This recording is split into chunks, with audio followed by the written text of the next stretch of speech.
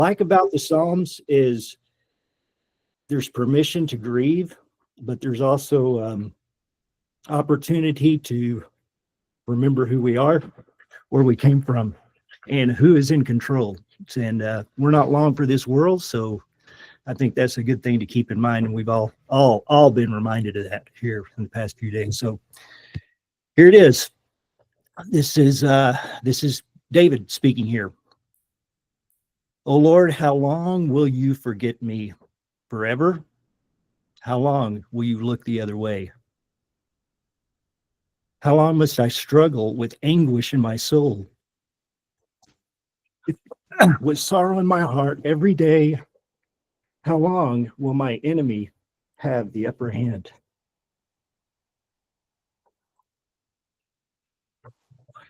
Turn and answer me, O Lord my God. Restore the sparkle to my eyes, or I will die. Do not let my enemies gloat, saying, we have defeated him, or let them rejoice in my downfall. Here's where he ships it, and I love this part. But I trust in your unfailing love. I will rejoice because you have rescued me. I will sing to the Lord because he is good to me. Man, good words. Good words. And before I launch into the meeting, if it's all right with y'all, I'll just ask a little prayer for God to be with us, and as we move through this difficult season. God, thank you for your presence, and we pray that you will be so present and so comforting in the lives of those who have suffered loss. Thank you for the promise you give us of hope and peace and eternal joy with you, and remind us of this, God. Thank you for Jesus. In his name, amen. All right. Thank you, guys. I know this has been tough, so thanks for bearing with me here. So you'll notice, obviously, I'm not in Bernie. Behind me there is a hand-painted photo, and Atticus is probably laughing to himself right now because I'm sitting where Atticus sat before he took off for the High Lonesome up in Lubbock. Tracy and I have relocated out to Alpine for a couple of years. Tracy's idea, I kind of went with it when she brought it up. She said, we don't have any grandkids right now. When we do, we're going to need to be in the hill country. If we ever wanted to live in Alpine, why don't we go out there? So here we are. We got here about 2 weeks ago. Thankfully, Krista, Mark, Charlie gave us our blessing to come out here. We've got such a great team that we can operate this way. So we're here enjoying it. Got first deal under contract yesterday, working on a couple more potential listings here, and pretty excited to be out here. And just for the record, the high temperature hasn't gotten above 90 degrees here since we've arrived. So, but the humidity has been a lot like it is in the hill country. It looks like Ireland out here. We've had a lot of rain as well. So a lot of blessings to count in the midst of all the grief that we've suffered. So we've got some pretty interesting updates. The marketing team has been working on putting a really structured marketing plan in place. We're going to have some more information about that in August. And I think, Lisa, you've got several folks lined up to I don't want to steal anybody's thunder, to talk about the different things going on with residential, land and ranch, and commercial. Is that correct? Hello. Hello. Yes, the other partners are going to give us updates as well. Right. Well, I'll hand it off to, I don't know, is Mark here? Because he was gonna, I think he might have got diverted up to Cherokee. Yeah, he's working on a deal up in Cherokee, but Krista's here. Krista can lead off on a Krista update. Yeah, Krista, why don't you go ahead, and I can talk a little bit about the land and ranch piece that we've kind of templated out if you want me to do that in a minute, but I'll hand it off to you right now. Thanks. All right. Hey, Richmond, thank you for your leadership and just your soft heart this morning. Sure appreciate that. But I was asked to do a quick update on the luxury market. and it was kind of fun to go back through and read through some things that maybe I didn't know. So the luxury market in Texas, it's kind of gauged by different markets, honestly. So if you go do the Luxury Institute certification, they're going to tell you, you have to submit so many sales that you've had over a certain price point. And so for Kendall County, that's like 650,000. But for across the board through the state, they kind of consider that $1 million mark luxury. And so we're going to go with that as far as data. But so from November 2021 to October of 2022, so we're going to back up a little bit. That set record sales and luxury sales for all the state of Texas. And that was $22.6 billion. So that was higher than I would have maybe guessed. So from 2023, November of 23 to October of 24, it was still $21.4 billion. So to me, that says there's still a lot of people buying homes over $1 million, right? And so for the whole state, the luxury market holds 16% of all residential sales statewide. So there's definitely a strong market there. The biggest luxury markets in Texas are DFW, leads that. Houston and the Woodlands are considered part of that market as well. And then Austin is third. So San Antonio is probably down there a little bit, but for all of North America, so nationwide, from May of 2024 to May of 2025, so more current, luxury sales are down 8% and inventory is up 16%. So there's kind of a market snapshot on luxury. Any questions or anything? I mean, what are you guys seeing in those higher price points right now that y'all can share? Just from our listings and meeting with our agents, things are just sitting longer, days on market's longer. Yeah. Inventory's higher. Buyers don't feel a sense of urgency because there's other things to pick from. So Right. There's not that like hurry up and get something done. True.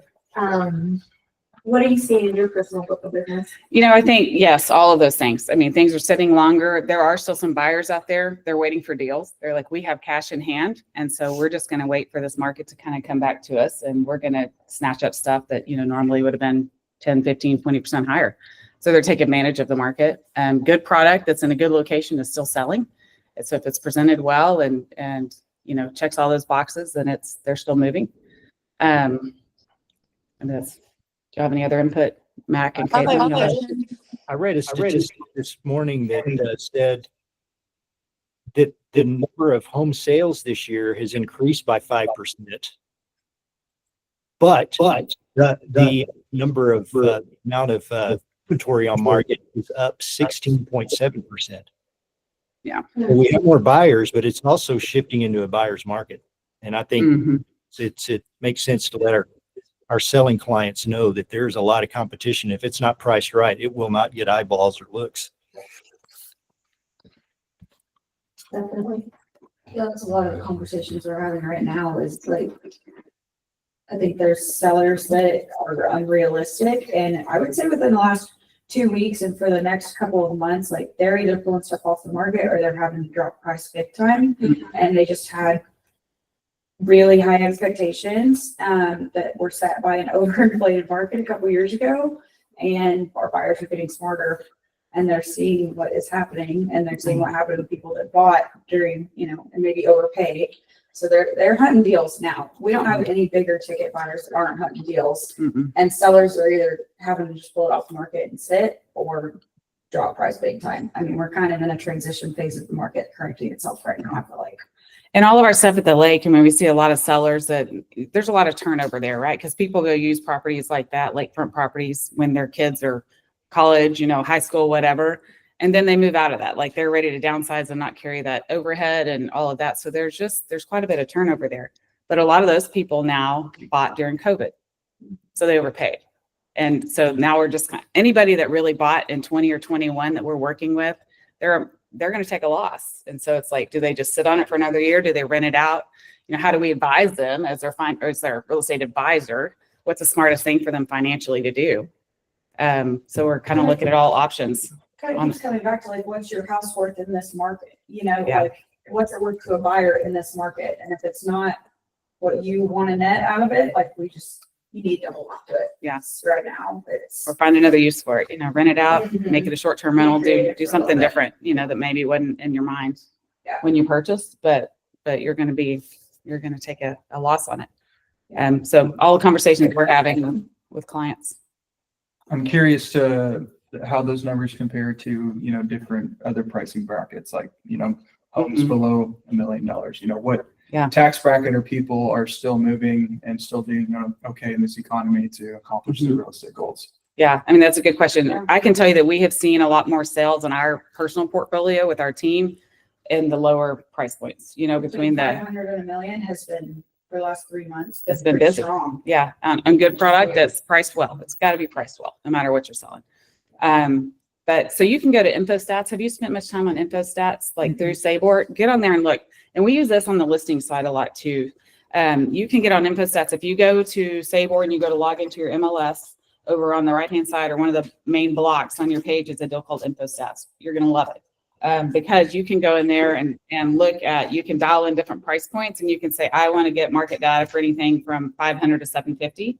And you can look at days on market. They even track some showings in there. You can see how many sales, but to me, there's a lot of strategy in there when you're going to list a house. Right. Because you can take it, if they're right on that bubble of, 550 to 450, it's like, hey, let's look at this data and how many more homes are selling under 500 than over 500. Gives you more confidence. It does. It's just kind of we're very data driven. And I think that kind of takes the pressure off of you of having to have all the answers, right? Just like put it out there, put the data out there. And we have really had a lot of good luck with that on listings, just saying, hey, we need to be smart about how we're going to move forward with this. So InfoStats has been really helpful in that respect.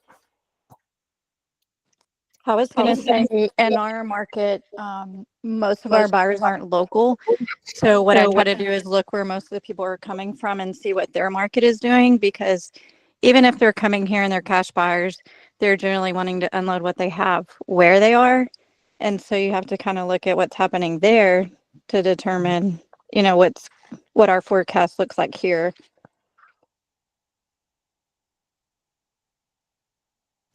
Definitely. And there's definitely markets that aren't moving. Like we still have traction here. Thank you, Krista, for giving us that update. I see Charlie's on the call. Charlie, could you give us a little bit about what you're seeing currently in the commercial update and anything you'd like to add? Sure. The commercial market's been a very interesting market these 6 months. It's been stronger than I honestly expected. Now we've had quite a few listings out there. But in short, we've handled 16 closed, 16 commercial transactions. 3 of those were leases so far this year. And those add up to roughly 15 million in total for the year. We have 22 additional true commercial listings at the moment, with about 4 more kind of crossover could go commercial listings. Currently we have 5 commercial properties under contract for another 8 million, of which 4 of those are hard to close. So at the halfway point, it puts us in a pretty strong place, as a company, commercial wise. What I can say is in terms of the market as a whole, the development stuff, continues to be slow. So the larger land plays especially, and that's just primarily because interest rates. When someone comes in, those aren't typically cash deals. If it's a $13 million piece of land on a highway, it's going to be a finance deal and it's going to be rolled into a development finance, bigger project. And the carrying cost for that stuff has been way too high, which is why it's sat. You're seeing some stuff, especially if it's subsidized or if, people are able to take advantage of certain government programs. But the calls are starting to come in. The last 2 months have been very busy in terms of just general activity. And so I take that and I kind of always try to track that activity and what type of activity to give me a gauge of where I think things are going. And I think assuming that we're going to get the interest rate drops that are being talked about, I believe that that's going to strongly increase actual deals getting done on the development side, which of course will translate into everything else. As development continues to grow and and happen, then everybody else is interested in all the things around it. So the investment side of things, which is, already existing leased properties that are going to give the buyer instant cash flow, those have always been strong, especially where we focus in the hill country. It just comes down to price and location on those, and typically those two go hand in hand, right? So that I see even getting stronger and stronger and stronger, but very much like Krista was just talking about with luxury and on the residential side, it's price too. A lot of people had expectations of trying to get this or trying to get that. And maybe 3 years ago, that was achievable, but now they're at a place in life where they need to sell. So it's just being transparent with them and showing them, hey, this is more than likely what you're looking at. And that, in my experience so far in these past few months, those type sellers have taken that news realistically and well. And it's getting deals done. So long story short, I think commercial, especially in our areas, continues to be an opportunity for all of you to, maybe pick up some ancillary deals and find some opportunities.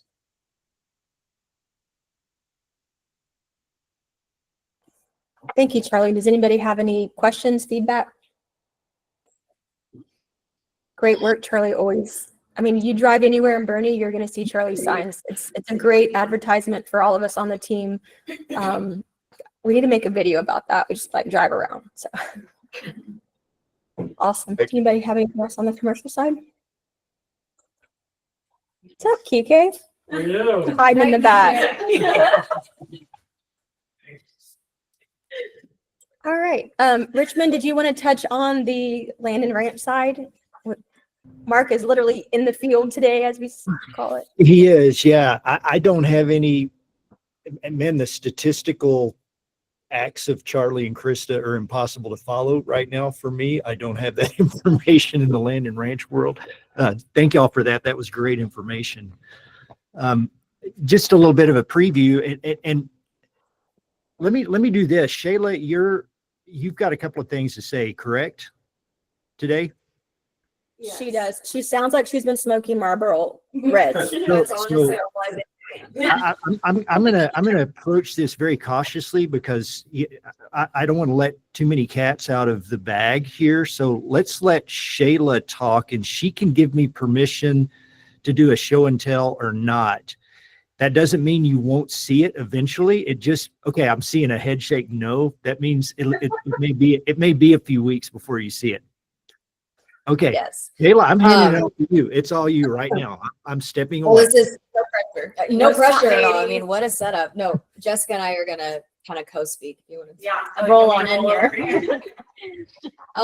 So we have been working on a strategic marketing plan that we're presenting to the partners towards the end of July. So you'll kind of hear more about that. I know that sounds so cryptic, but all it is we're kind of just diving into, now that we're growing, we need to kind of do some different things marketing wise. So you guys will see some different things there. You probably already noticed our social media posts have been a lot different than what we previously had been posting. We found that analytically, it just was not working what we were posting. Every day we're posting way too often and the same things, especially when it's just focused on one listing at a time, that we just found that just wasn't getting a lot of views. So if you've noticed, we've been doing the carousels, and you probably got Jessica's email regarding that and how to sign up. I'll let you kind of talk about that. Yeah, so I sent out that email at the end of June. We're kind of trying out this sign up, which I can System. show you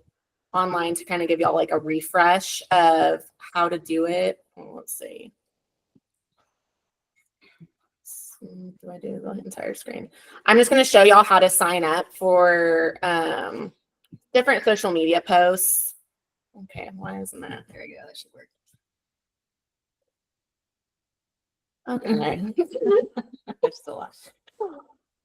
Later. Okay. Well, let me see. Let me just do the Chrome window. Okay. I'm going to show y'all how to sign up. This is just to give y'all, access to be able to. We've put together a calendar of Thank posts, you. and what we do is we're doing this monthly. So we'll have specific signups. Like we're posting on Monday, Wednesday, and Fridays.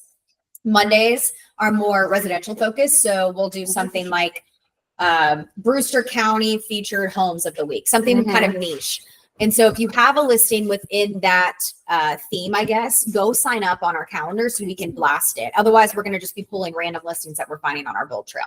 So if you want to be featured within those niche departments, just make sure you're signing up there. We're going to kind of go a little bit more general on some days. So if it's just our, 5 houses to look at this week, I don't know, something random. Yes. And the reason why we're not doing this years in advance to where we have the signups is because we're looking at our analytics, right? Right now on Instagram, they're the highest that they've been in over a year. So we're doing something that's working. So we're kind of looking at that per month. So that's why the signups are only until the end of the month, because we're kind of just paying attention to that and kind of tweaking where we need to. Okay, this isn't working, but can y'all see that? Okay. This is where you'll go to sign up, the social media sign up. So The literally it's second on link Bolt there. Trail. Yeah. You just go to the company cloud and it's that social media sign up.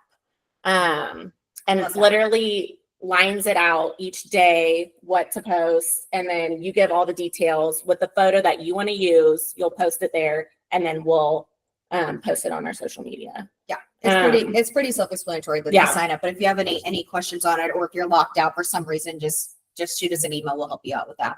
Yep. But yeah, that's kind of what we're doing with social media right now. We're also trying to be more active on stories.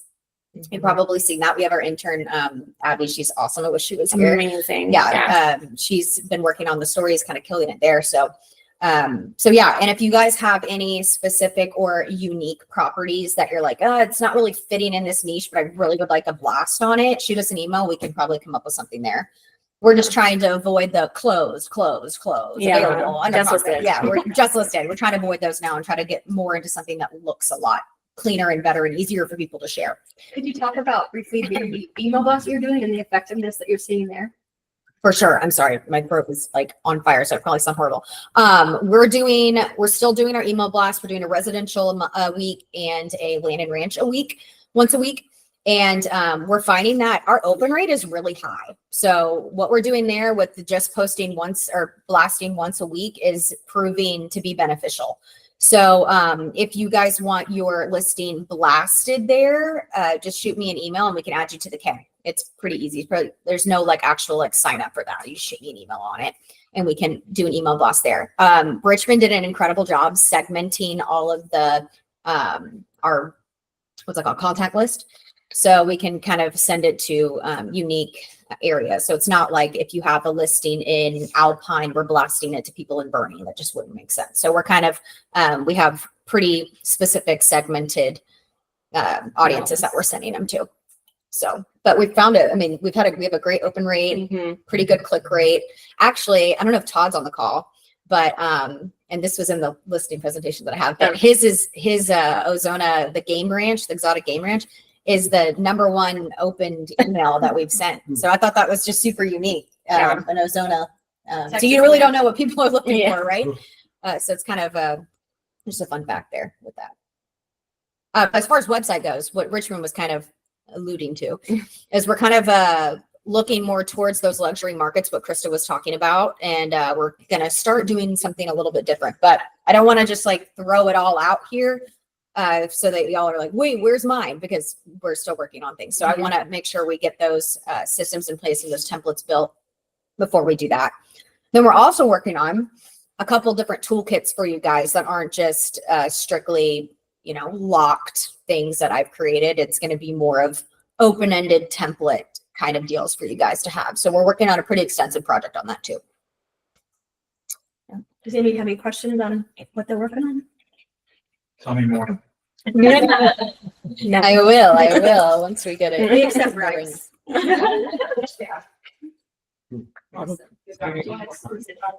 feel like I'm doing like some sort of roller derby. Richmond, did you have other stuff you wanted to add on the land and ranch side? No, that's it. We are excited to have our first big listing in Colorado, Los Animas County, Oasis Farms. Pretty cool project there. So, y'all find our website and check it out. And it's on Lands of America, and it's coming out in the email blast this week. Right, Shayla? I was wondering if there's a Google form we can sign up for a field trip. We'd all like to get on a school bus and go.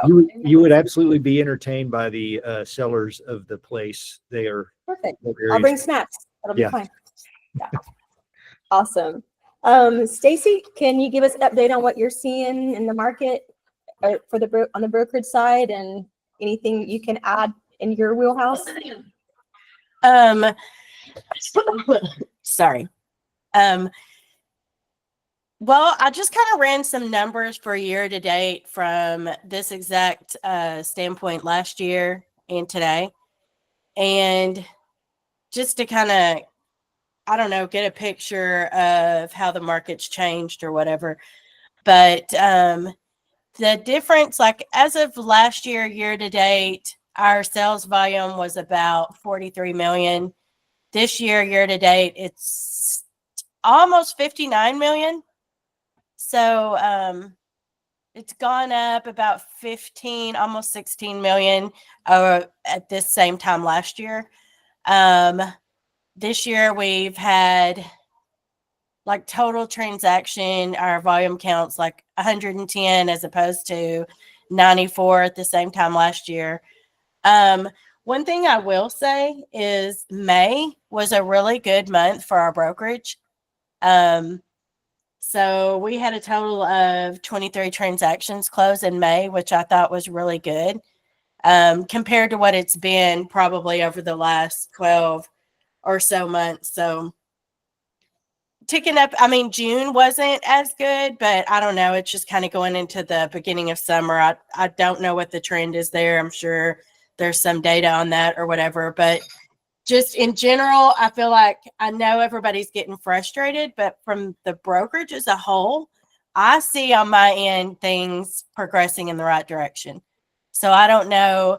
I mean, you as an individual may be getting discouraged, but just know that across the board over our different markets across Texas, everything's ticking up slowly but surely. But just, I mean, I think it's a positive thing. I know it's hard when you as an individual, maybe you're not doing as well as you want to be doing, but just know that as a brokerage, things are going in the right direction.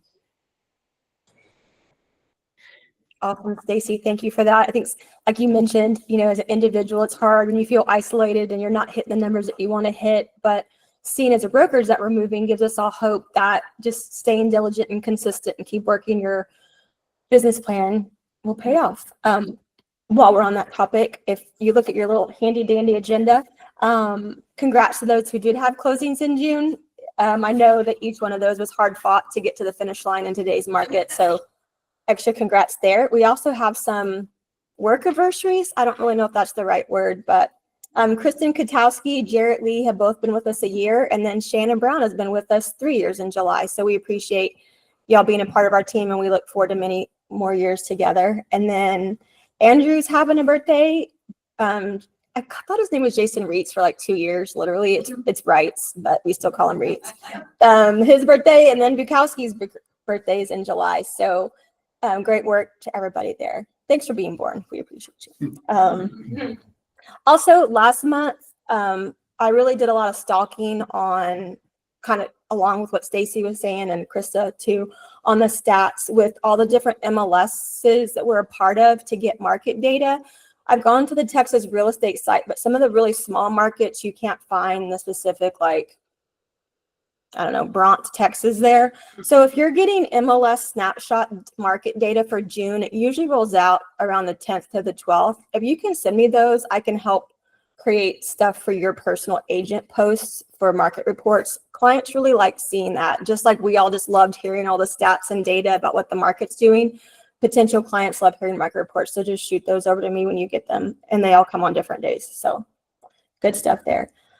Also on the meeting yesterday, Jarvis was talking to us about some of the ranch gatherings with the Cattle Raisers Association that are coming up. They're having a bunch of them. And I've been to 4 or 5 of the ranch gatherings. Number one, they're free. And they feed you a really fantastic meal. I'm talking like ribeyes and chicken fried steak. So if you like meat, I'm just looking at Shayla because she makes fun of me all the time for my red meat probably. So it's the meat grinding analogy. Like how The sausage grinder, I mean, it works, you know.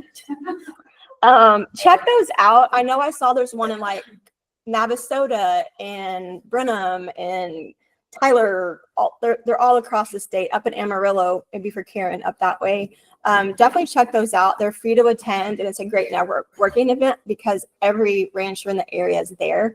And it's not a ton of other real estate agents, which I like. I like going places where we're the big fish in a small pond and not the little fish in a big pond. So, and then also, I just write down 3 things you're thankful for. I know for me, when I'm dealing with really heavy times in my life, I just try to focus on what I am thankful for. So I know y'all might think it's kind of cheesy, but sometimes just remembering all the blessings that we have and that we're fortunate to receive keeps things in perspective, that while we can still have deep heartache and hurt for Texas Hill Country and New Mexico, we are still very blessed and fortunate. So just take a moment to do that too. Now I'd like to introduce our speaker for this meeting. And I met Scott Thomas through Kyle Ritter. And I met Kyle a few years ago at Keller Williams when we got him away from there. He was brand new to the business, and he and Scott have aligned and are partnering together. And we met with Scott the other day for lunch. And then he also brought my buddy. He and I used to work together in the title world, Perry Messer with Old Republic Title. And they're going to give us a little bit of a rundown on how they help their clients and working together and collaborating to keep moving the needle forward in our business and getting the phone to ring. Yeah. So I'm just going to turn this like this. Lisa, Oh, could I? yeah. Hey, Christo, you shared something with me about disaster areas. I think we might want to share with the team before we launch into this. Could you share with the Okay, team? sure. Yeah. You bet. So yeah, I'll be quick about this. Couple of things to note is that I talked to a lender that's servicing more Central Texas, so Marble Falls, kind of north, and then I reached out to Becca Short this morning, also with Jefferson Bank, and just be aware that with all of this devastation and with FEMA coming in and declaring counties disaster areas, that's going to slow down lending. Some lenders will not lend in those areas until those disaster areas are considered not a disaster area anymore.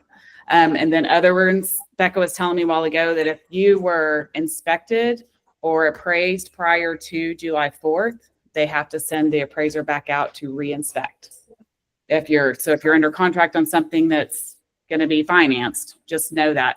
And same thing, I reached out to Rania, my sister owns an insurance agency, and we reached out to her this morning too and said, what is this looking like on your end? And same kind of deal.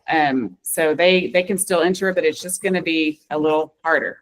So just be proactive in talking to lenders and insurance companies and all of that on any of your deals, and just understand, what that's going to look like for them. Sure. In anticipation of that. Yeah. I had 5 families in Kerrville right now. Perry and I had a closing with a youth pastor at a church in Kerrville. And so on Sunday, in a proactive, I've been doing this for a few years, I went through FEMA and ordered final flood certificates and final 442s. So being proactive as a lender on the brokerage, I know what I'm going to require. And so I didn't wait for my underwriter to tell me I needed a 442 or final inspection. I wanted to get to the first of the list and not 237th on the list. And so we had a closing yesterday. I'll have my inspection back today. It has a 3-day right of decision, so we're going to fund tomorrow. So you're absolutely right. Being proactive in this, it's not about interest rate and what's your fees. It's knowing how to navigate through some of this. So I lived on the river. I live in the armpit in Spring Branch that no one would claim for 20 years. I used to describe it as between New Braunfels and Bernie, an area that no one wanted to be. And so I was the third house in River Crossing in 99 with Charlie and Jay Patterson. Everyone thought I was crazy when I built for $44 a foot out there in 99 or 2000. Some of you've seen the District or the Treehouse Tavern, I did that with an Army buddy of mine on a napkin in 10 minutes, and we developed the Treehouse Tavern. And that should tell you the flexibility I have as a lender. So I needed to go get another $2 million on storage containers to be a bar. And in lending, if you know anything about lending, we don't lend too much on anything that floats, flies, or has suds. So we get that down pretty good. So I brought Cade with me. He is a native Bernie. His father owns half of Bernie, so I think Charlie should hook up with Cade at some point. We're putting another office in right down the road from you here. And if you've never heard of us, that's a blessing. I closed $68 million last year in residential construction. I think that is a compliment. If you've never heard of me, that means I haven't offended too many people.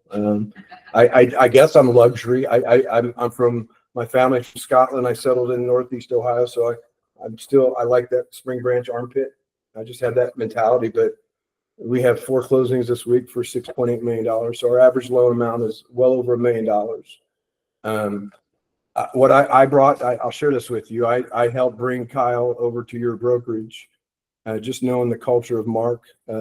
Dug some arrowheads with him and did a few other things. And I'm like, Kyle, you're a square peg, and you need to get out here with people that know ranches and like to hunt and differentiate themselves from the big brand box. So little thing different that we do. My job, we know mortgages inside and out. I have a development company, Diamond J Properties. We just released our 9th development down at the coast. Kyle's going to have 31 listings here in the next 4 months on properties. He's also going to be part of the sales team. And so my job is to make your phone ring. You can't build a house online. I'm an ex-Intel guy for the Army. We used to, before we invaded Panama, we dropped leaflets in English and Spanish saying we're going to kill you. And they were already committed by the time we went in. So Are you sending us pamphlets? What's happening? I'm direct mailing lot owners every single month because they're not waiting for interest rates. 99% of my consumers, I just closed a 3-star General. It was, what's my payment? What's my out of pocket? So it's just like the car we all have come in here today. It's what's my payment? What's my out of pocket? And so I've taught Kyle a little bit of the finance part. You're like, oh my gosh, I want nothing to do with that. Well, as a lender, I can tell you every single community from Cascada, Ensenada, Las Brisas, Copper Ridge, Bridal Gate, Havenwood, River Crossing, Rivermont, Cordillera Ranch, Bell Oaks, Centennial Ridge, the Kansas. I can tell you exactly which each one's square foot goes for. And I'm not a realtor. But I think what differentiates me is I'm a problem solver. And 99% of the people that own their land in whatever community want to build their dream home are going to sell it as an investment property, right? So I want to teach you easement, elevation, topo, grade, and setback like that young man knows. The first thing you should be asking a client when they want to build a home is how long do you plan on living in it? Because I got Troy French, who's $400 a foot, but I've got a builder that's $178 a foot. And I want to put you up in position so if they're planning on selling it and they're relocating, that you've not offended them because they're $100,000 upside down. So first question, Kyle, when you look at a lot is, what do you do, Kyle? Pull the survey and The plat. So just some short things I've had to clean up. There's nothing more dangerous than a lender with this much accounting knowledge, but there's nothing more dangerous than a realtor with this much construction, new home knowledge. I've had clients with bought lots with utility easements going right to the middle of it. And the only place you can put a house is 180 foot back, and you just spent $150,000 on your driveway. So you go, oh my gosh, that builder's too expensive, price per square foot. So you can't build a home online. I reverse dial. I'll share with you what we do. I direct mail every month. I have 26 classes on building, from gray water to spray foam insulation to everything. My approach back in the day was a builder's like, if you worked with me, you don't need a realtor. They don't know it needs to be an elevation, topo, grade, and setback. I'm going to direct mail. I'm going to create more traffic. And I get a room full of 30 lot owners on a Saturday. You're going to work with me. That was my approach. My wife, ex-wife, is a realtor. God bless her. And she also works with French Custom Homes. I also know you're not going to sell what you don't know. So one of the things that we do, I want to do the caveat and introduce you to Troy French, who's the 4th largest custom builder in the state of Texas. He's 38 years old and he's built over 300 homes in Vintage Oaks alone. And the approach is direct mail, solve their problem on the build, you get their listing in Stone Oak. It's a pretty simple process. And or with 58% of us getting divorced, downsizing, dying, out of sight, out of mind, you're probably not going to get that listing. But if you're constantly informing them and keeping them in the loop, when that downsize, death, or divorce works, you're top of the mind. And so I think the biggest thing that I want to bring, no one cares about a 3-2-1 buy down. I don't care about a 3-2-1 buy down. But, right? I want to make your phone ring. People aren't getting out of the business because they don't understand forms. They're getting out of the business because of the phone. So we are pros on the back end. We know what we're doing. Our last docs, Kyle, we're 2 weeks ahead of title. I pay my staff $10 a day, every day. They have an approved settlement statement before the closing date. So I hate bankers. They're terrible. They're lethargic. And so they hold everything up. So I incentivize my people to be efficient, fast, and over communicate. So I think the next job that Kate and I need to do is create traffic for you, teach you how to use your phone to look at a compass on a lot. A lot of people don't know how to use, your app on your phone, but you walk a lot with Kyle Ritter. He's a pro now. And, the hard thing is you can't teach an old dog new tricks. You ever heard that phrase? There's 3 people in this business. Rick Grimes, Katie Detmer. I know Tiffany's over here. She used to work with Katie. Kim Shoemake, and Lee Nevis, all newer agents, all do in excess of 20 million a year. You're almost there, Kyle. It's because they're not competing with Realtor.com or Zillow or Boomtown, or you can't build a house on the phone. So if the numbers aren't where you're at, I want to bring you just a different approach. Although you may not be interested in gray water or post-tension reinforcement, it's because there's no relativity to it. But every single lot owner really, really is interested in that. And they're very, very interested. So we got from Troy to be your own builder. You've got our 9th development. I've got 1,000 lots. If any of you want to list them, I own or finance them, by the way. 20% down in your breathing, I'll finance it. I don't care. I had a loan last month where my closer said, Scott, we've got a 540 credit score. Everything's in collection, and not a current trade line. And I said, do they have 20% down? I said, yes. I said, who's the loan? So that's the opportunity. When I teach you, whether it's a Cordillera or Bell Oaks, one of these lots in proximity, this is a baseball. It's catch, throw, hit, right? Even elevation, topo, grade, and setback apply to every single property you'll ever deal with in real estate. And so once we teach you that on a 1-acre tract in Bell Oaks, then we're going to show you how we direct mail that lot. And then all I got to do is create traffic for you. So I do need realtors. I don't work with too many realtors because I don't want to dilute this on some of the stuff that we do. Lopez and some of those guys, Craig Owens, with 1,000 agents, right? We don't want to teach this to 1,000 agents. We want to be able to be more boutique. Whatever territory that man and I have worked, I have to be loyal to that man. But there's so many developments out here that I promise you will create traffic and get into the next set of problems. And so if we can help grow your brokerage that way, I'm kind of old. I'm a 55-year-old with a man bun. I'm going through a midlife, I guess, but I'm just a rumor rat. And but we're involved in our community. We're stewards in our community. You control me. Look at some of my Facebook posts. You're like, oh my gosh, I hate this guy. I'm not in it to deliver bonbons and tacos. I want to make your phone ring. The Bible says, teach a man, not feed a man. So I believe that one thing I've been able to do with Kyle is teach him and step by step. So if you plan on being in this business for at least the next year, give us an opportunity to compliment you and just give you another quiver of arsenal and in this real estate game. So we'd like to do. Make sense? Do y'all have questions? I'm ADD's bad. So I just want to share that with you. Kyle, We couldn't tell. We couldn't tell. I bring in a reclaim lumber. I just, but real estate, take the emotion out of it. It's a numbers game. I love the fact it's data and statistics. It's data and statistics. So that's something, Perry Messer, everyone thinks the title company, they just bring their check and bring bonbons. Wrong answer. Perry and I, with Kyle, the data that we pull, I don't want to deal with everybody that bought during COVID. They have no equity, right? So we can target market to when they bought, how much they owe, what they paid for it, and we can target market. One phone call to Perry Messer, it goes to a printing company. I know we all have printing companies. So I'll incorporate whatever printing company you have. My buddy, who's an attorney at St. Mary's, owns the largest printing company in town as well. And we can get it relatively cheap, can we not, Kyle?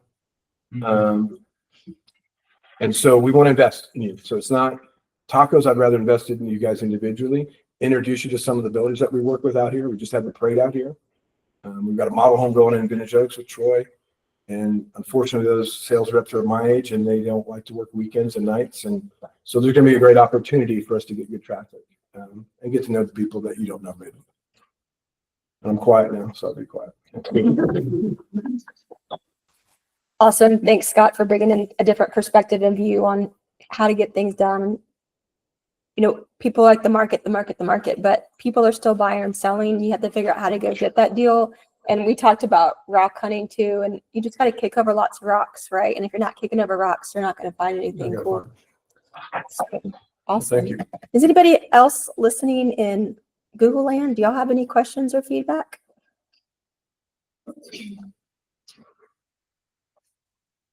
Okay, well, everybody's quiet today.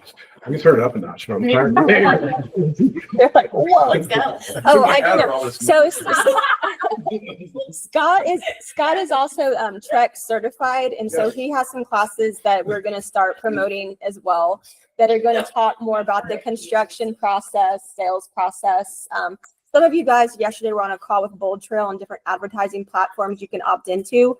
And while I like spending money for advertising, we need to sharpen our tools. We need to make sure that when that phone does ring from Scott or Bold Trail or your Sphere, that you have the tools in your toolbox to convert that deal to an appointment and then to a listing appointment and then a contract. Because the phone can ring, but if you're not answering your phone and being personable and asking the questions and setting expectations, it really doesn't matter if the phone's ringing or not. So also, this is a great time to go back to your pipeline from different touch points you've had over the last year and just do check-ins. Like, everyone's in this really, heart-wrenching time. Just check in on people. It's not about real estate. It doesn't matter that they didn't buy from you or they aren't ready to list or buy whatever. Just do check-ins and just show that you care and you have empathy for people. Unfortunately, it's a good time to just check in on people and see how they're doing, because you never know when that one conversation can lead to a coffee and then that leads to something else. And maybe they aren't ready to buy or sell, but maybe their cousin or brother is. So that's what I have for today. Ladies, do you have anything else? Krista, do you have anything else? I don't. All right. Thank y'all so much. For those of us here in the Hill Country area, we're going to grab some lunch and then head over to Krista and Caitlin's listing in Cordillera. So we look forward to seeing a bunch of amazing pictures and B-roll after that. So, all right. Y'all have a great day. Have a good one.